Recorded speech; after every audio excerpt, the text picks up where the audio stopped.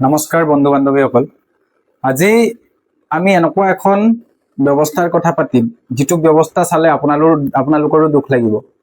আচলতে যিটো সময়ত আমি অৰ্থনৈতিক ক্ষেত্ৰখনৰ কথা কৈ কৈ আমাৰ চৰকাৰখনে বা ভাৰত চৰকাৰে ঢাক ঢোল বজাই থাকে, যিটো সময়ত সমাজ ব্যৱস্থাৰ কথা কৈ পেলাই এই চৰকাৰখনে বা এই দেশখনে ঢাক ঢোল বজাই থাকে, যিটো সময়ত ৰাজনৈতিক ক্ষেত্ৰখনত আটাইতকৈ ডাঙৰ গণতন্ত্ৰ, আটাইতকৈ ডাঙৰ শক্তিশালী ৰাজনীতিৰ কেন্দ্ৰস্বৰূপ ভাৰতবৰ্ষ বুলি যিটো সময়ত ঢাক ঢোল বজাই থাকে, ঠিক একেটা সময়তে আপোনালোকক চৰকাৰী স্কুলবিলাকৰ কিছুমান দূৰদৰ্শা দেখাম, যিবিলাক চাই পেলাই আপোনালোকৰো বেয়া লাগিব। সঁচাকৈ আমি বিশ্বৰ আটাইতকৈ ডাঙৰ গণতন্ত্ৰ দেশত জীয়াই আছো নেকি? সেই প্ৰশ্নটো আপোনালোকৰ মনত উদয় হ'ব। আপোনালোকৰ মনত প্ৰশ্ন উদয় হ'ব যে সঁচাকৈ আমি আৰ্থিকভাৱে ইমান সবল নেকি যে এনেকুৱা এটা শিক্ষা ব্যৱস্থা চৰকাৰে ব্যৱস্থা কৰি দিছে য'ত নেকি ল'ৰা ছোৱালী যাবলৈ ভয় কৰে, মাক দেউতাকে নিজৰ ল'ৰা ছোৱালীক স্কুল পঠিয়াবলৈ ভয় কৰে।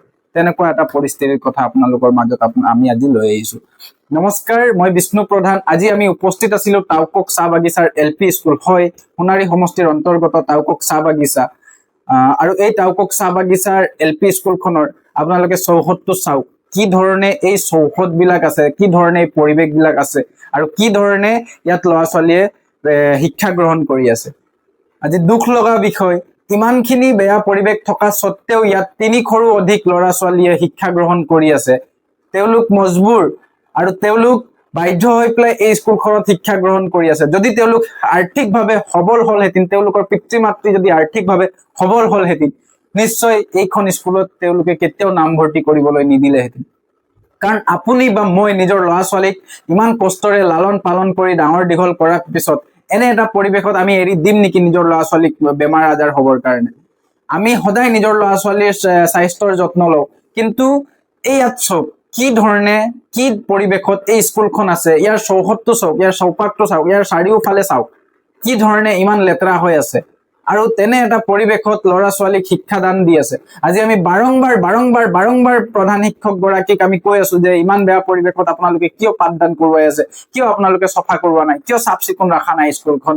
কিন্তু তেওঁলোকে কয় আমি কি কৰিম, না আমি ল'ৰা ছোৱালীক কামত লগোৱাব পাৰিম, না আমি নিজে কামত লাগিব পাৰিম।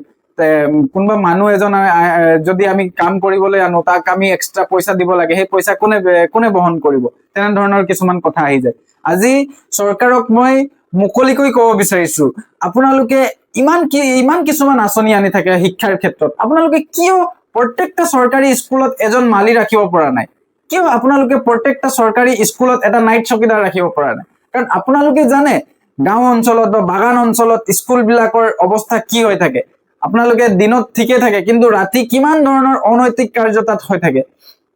এই ক্ষেত্ৰত বিভিন্ন সময়ত দল সংগঠন বিলাকে মাত মাতি আহিছে যে এইবিলাকত স্থায়ীভাৱে এজন নাইট চকীদাৰ লাগে, স্থায়ীভাৱে এজন মালি লাগে বুলি বিভিন্ন দল সংগঠন বিলাকে মাত মাতি আহে। তাৰ পিছতো আপোনালোকে নিমাত কিয় থাকে? আপোনালোকে ৰাজনীতি ভাল খেলে, আপোনালোকে ভোট গোটাবৰ কাৰণে বিভিন্ন ধৰণৰ টকা পইচা ব্যয় কৰে, কিন্তু আপোনালোকে শিক্ষা ব্যৱস্থাটো ঠিক কৰিবৰ কাৰণে কিমান পইচা ব্যয় কৰিছে?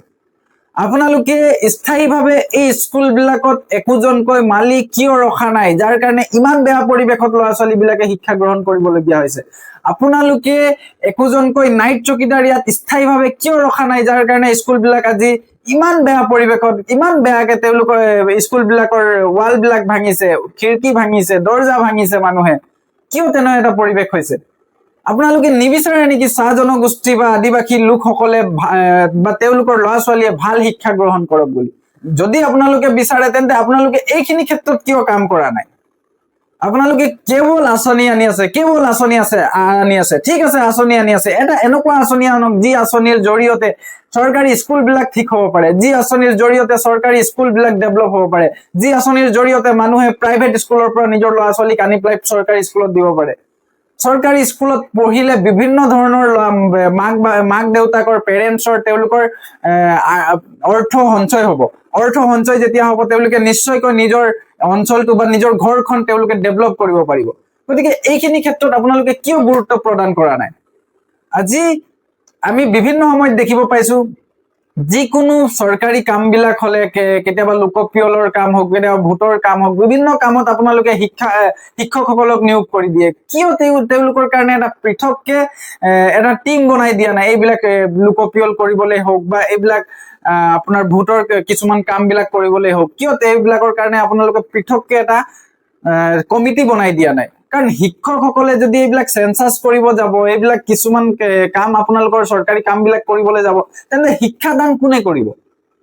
আৰু শিক্ষাদান নকৰিলে সমাজখনৰ কি হ'ব?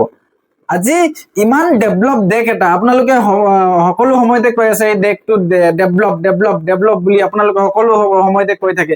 এইটো ডেভেলপিং কাণ্ট্ৰিটোৰ কিন্তু এইটো উদাহৰণ হয় জানো? এনেধৰণৰ শিক্ষা ব্যৱস্থাৰ, এনেধৰণৰ পৰিৱেশত ল'ৰা ছোৱালী শিক্ষা গ্ৰহণ কৰিব জানো? আজি আপোনালোকে নিশ্চয় গম পাইছে কি কাৰণে চৰকাৰী স্কুল বিলাকত ল'ৰা ছোৱালী অহা নাই। কাৰণ ইমান বেয়া পৰিৱেশত ল'ৰা ছোৱালী পঢ়িব জানো? তাৰপিছত নিয়মীয়াকৈ টিচাৰ্ছো নাহাৰ কাৰণ হৈছে আপোনালোক ইমানখিনি কামত তেওঁলোকক ব্যস্ত কৰাই ৰাখে, তেওঁলোকে স্কুলত আহিবই নাপায় কেতিয়াবা। গতিকে এইবিলাকৰ ক্ষেত্ৰত আপোনালোকে কাম কৰক। আপোনালোকে এইবিলাকৰ ক্ষেত্ৰত কাম কৰিলে স্কুল বিলাক ঠিক হ'ব। তাৰ পিছতে ল'ৰা ছোৱালী প্ৰাইভেট স্কুল এৰি পেলাই গভৰ্ণমেণ্ট স্কুলত আহিব। গভৰ্ণমেণ্ট স্কুলত আহিলে মাক দেউতাকৰ বহুতখিনি ৰেহাই হ'ব, আৰু তেতিয়াহে প্ৰত্যেকটা মানুহ ডেভেলপ কৰিব পাৰিব। শিক্ষাৰ নামতে আমি যদি ইমানখিনি টকা পইচা দিব লাগে, কাৰণ আপোনালোকে ভালকে জানে আজি তাৰিখত প্ৰাইভেট স্কুল বিলাকত কিমান টকা পইচা খৰচ কৰিব লাগে। টিউচনৰ ফিজ দিব লাগে, স্কুলৰ ফিজ দিব লাগে, কিতাপ বহিৰ পৰা আদি কৰি কিমান খৰচ কৰিব লাগে। কিন্তু গভৰ্ণমেণ্ট স্কুল এখনত পঢ়িলে সিমানখিনি খৰচ নহয়। গতিকে যেতিয়া তাত সিমানখিনি খৰচ নহব, তেতিয়া নিশ্চয়কৈ নিজৰ ঘৰখিনি ডেভেলপৰ ক্ষেত্ৰত তেওঁলোকে নিজৰ টকাখিনি লগাব পাৰিব। গতিকে চৰকাৰী ব্যৱস্থাটো ঠিক কৰিবলৈ হলে আপোনালোকে এনেধৰণৰ কিছুমান পদক্ষেপ ল'ব লাগিব। আপোনালোকে স্কুলৰ পৰিৱেশ ঠিক কৰক, আপোনালোকে স্কুলৰ শিক্ষা ব্যৱস্থাটো ঠিক কৰক, আপোনালোকে প্ৰয়োজনত টিচাৰ্ছসকলক ট্ৰেইনিং দিয়াৰ ব্যৱস্থা কৰক, যে কি ধৰণে তেওঁলোকে আৰু অলপ তেওঁলোকৰ এফৰ্ট লগাব পাৰিব আৰু ল'ৰা ছোৱালী বিলাকক তেওঁলোকে ঠিক কৰিব পাৰিব। কাৰণ প্ৰাইভেট স্কুল বিলাকৰ ল'ৰা ছোৱালী বিলাক কিয় ঠিক হয়, গভৰ্ণমেণ্ট স্কুলৰ ল'ৰা ছোৱালী বিলাক কিয় ঠিক নহয়? এইখিনি কথা লৈ পেলাই আজি এই ভিডিঅ'টো বনাইছিলো। আপোনালোকে চাওক কি ধৰণে পৰিৱেশটো আছে আৰু এনেকুৱা পৰিৱেশত ল'ৰা ছোৱালী কিয় আহিব, সেই কথাটো আপোনালোকে নিজে এতিয়া উপলব্ধি কৰিব পাৰিছে। ধন্যবাদ। আকৌ আহিম নেক্সট এটা ভিডিঅ' লৈ পেলাই। তেতিয়ালৈকে ধন্যবাদ।